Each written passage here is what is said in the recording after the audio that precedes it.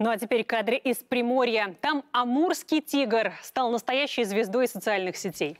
Ролик посмотрели уже несколько тысяч человек, а вышло все случайно. Группа туристов ехала по дороге через лес, как вдруг люди заметили движение.